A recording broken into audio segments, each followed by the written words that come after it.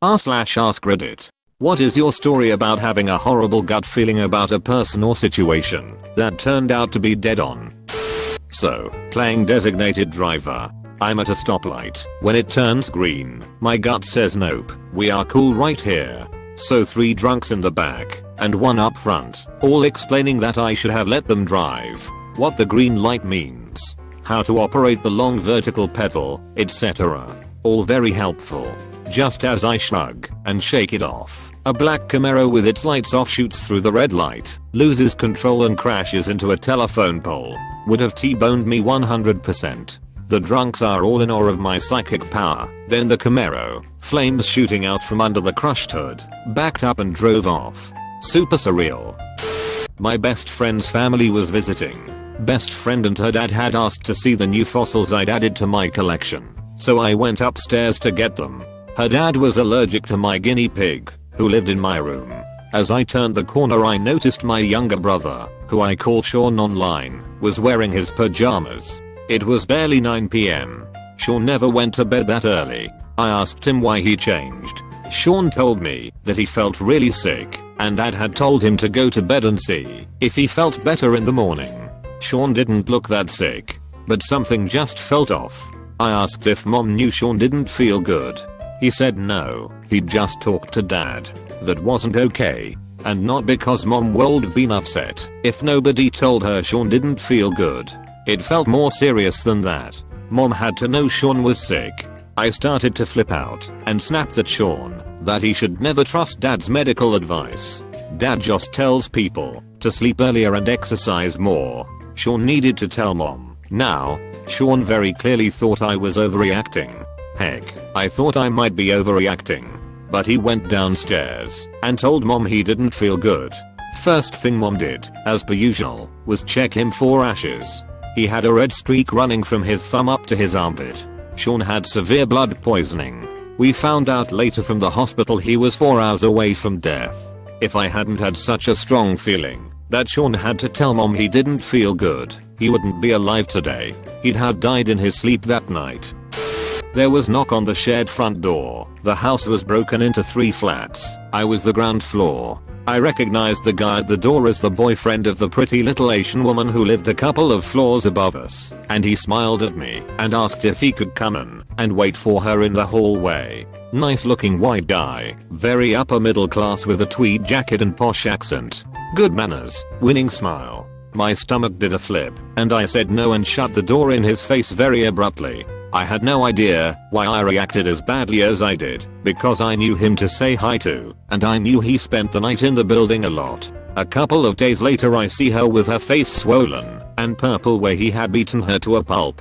Apparently she had been in a hospital for a few days. She stopped me in the hallway and said if I ever saw the boyfriend again I was to call the police. I'm guessing I subconsciously picked up on some non-verbal cue from when I saw them together. My sister had a boyfriend 10 years older than her. I didn't have a problem with the age gap, even though the fact that he had his first child when my sister was 13 kinda weirded me out. Age doesn't matter as much when you're adults, right? They weren't dating long, but she intentionally got pregnant 6 months into the relationship. I was really excited to meet him during a family trip, seeing as he's the father of my niece. Upon meeting him, I got a strange vibe from him and found myself anxious at the idea of being alone with him. He didn't do or say anything strange though, and generally seemed like a nice guy. Still, when it was just me and him, I felt incredibly tense, like he would try to rape me at any moment. I stayed at my sister's place for a few days, then went home in the next province over. He added me on Facebook, and then I got a message saying he thought I was super cute and he wanted to get together. He literally tried to cheat on my sister with me. He tried to cheat on my sister who was 6 months pregnant. I didn't reply. I just screen capped the message and sent it to my sister and my mom, asking my mom to look out for my sister since her boyfriend is a puddle of grease. After some issues, my sister is now a single mother.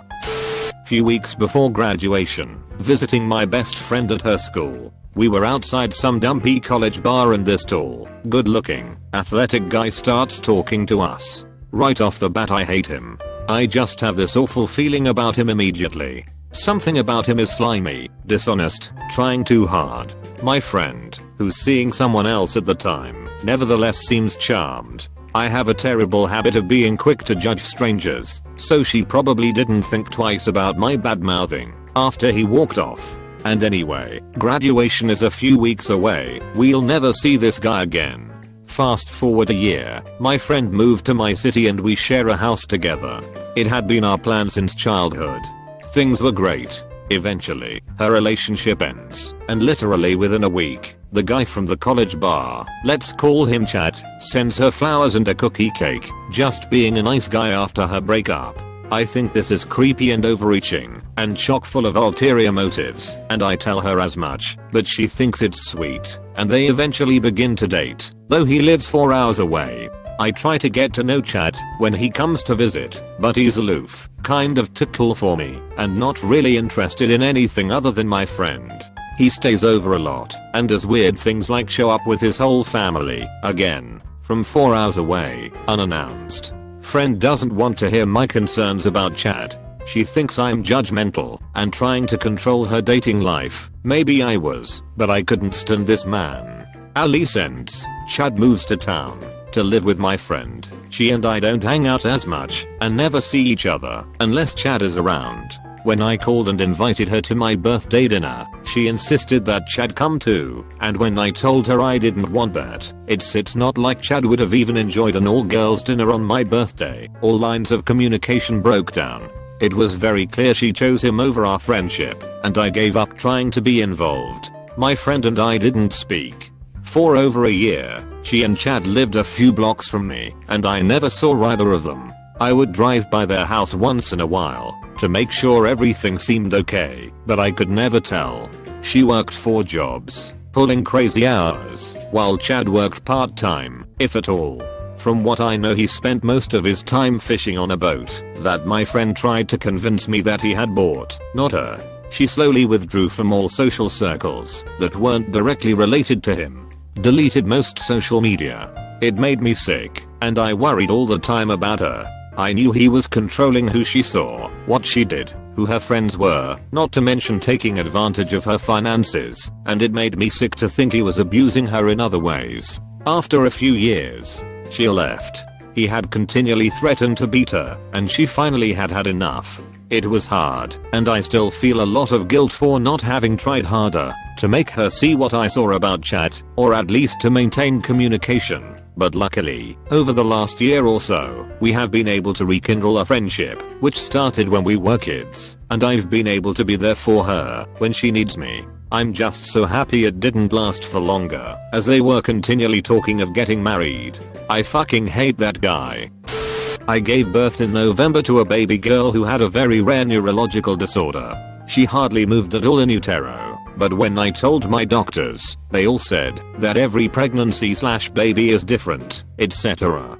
I have a healthy son, so I tried to put my worries to bed. We had a completely normal pregnancy, totally normal tests, no indication of trouble. Then she was born. The second she opened her eyes for the first time, I got a horrible, sinking feeling in my gut. There was no there behind her eyes. We were still in the delivery room. There were pictures taken, and in every one, I look wary, scared.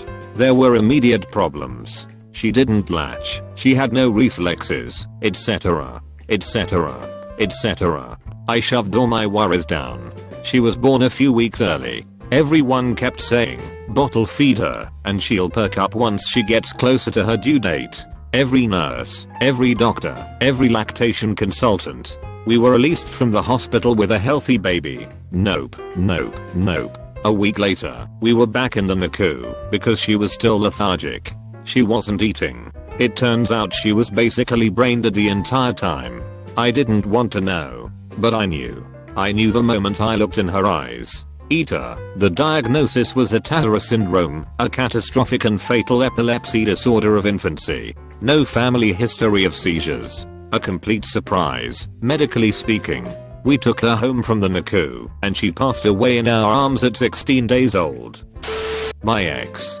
She would constantly tell me things that seemed like they could be true with just enough details to make them believable, but were also just a little bit exaggerated, so it made her seem like her role in the story was more important or more unique. It always felt a little off, but she always had the benefit of plausible deniability on her side. Example, one morning I was waking up for work, and she told me there was a huge screaming match at the neighbor's house, where the two parents were fighting and making a scene. Her role in it was that she took their kids elsewhere while it was going on to keep them out of harm's way.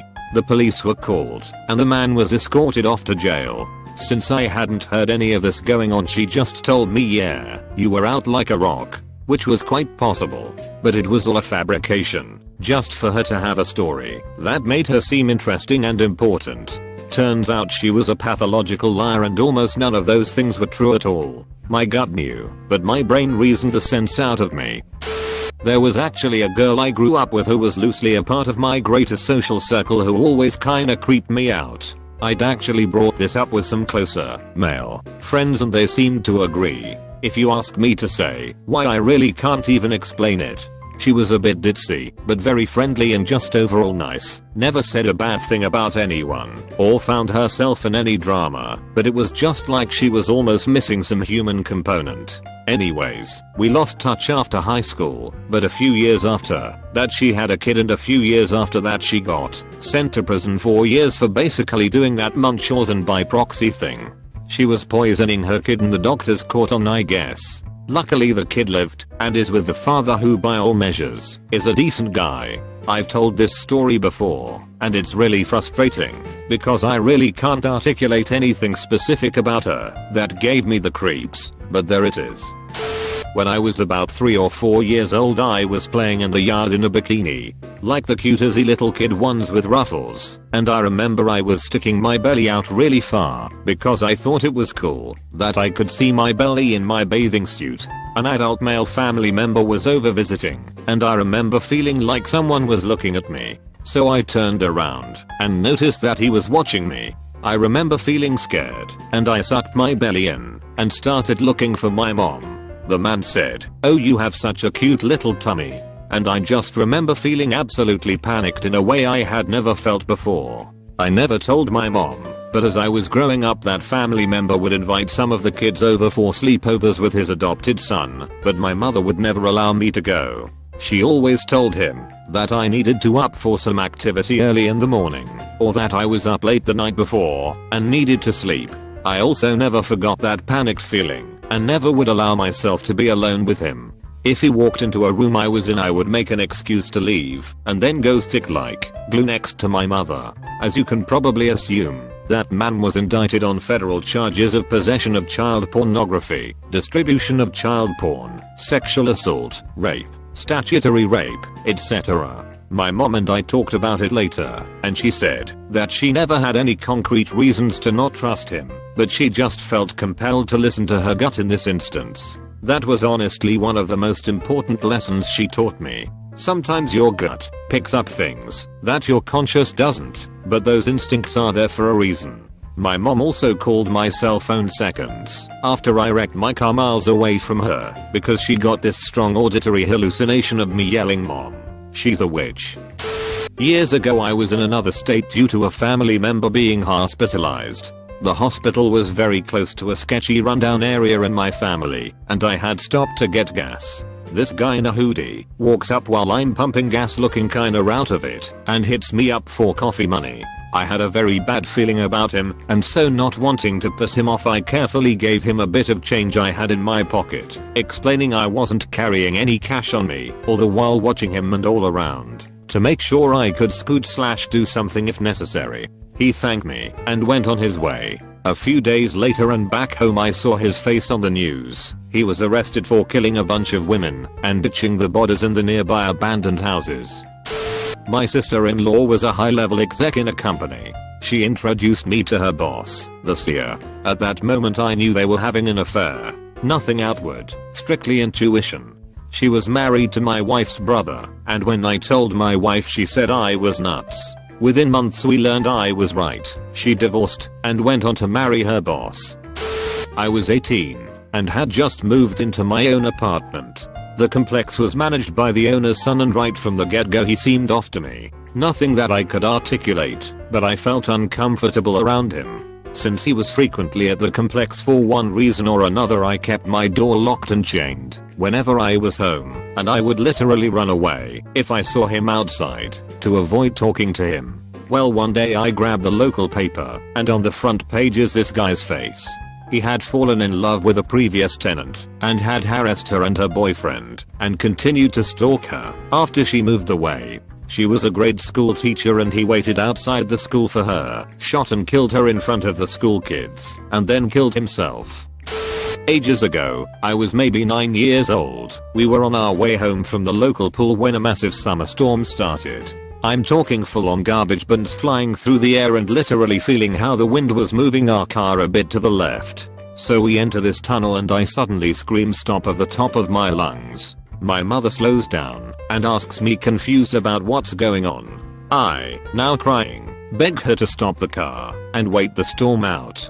She tells me that she can't just stop the car in the middle of the street in a tunnel and promises me to drive slow and carefully. Just as we were able to see the end of the tunnel, a small tree falls onto the street, followed by a gigantic 300-kilogram rock. That stone would have hit and squished us. It even left a bump in the road. I have absolutely no idea what gave me the feeling, but I'm very glad that it was there. Thanks for watching UpGoat Reddit. Try like and subscribe button if it still works.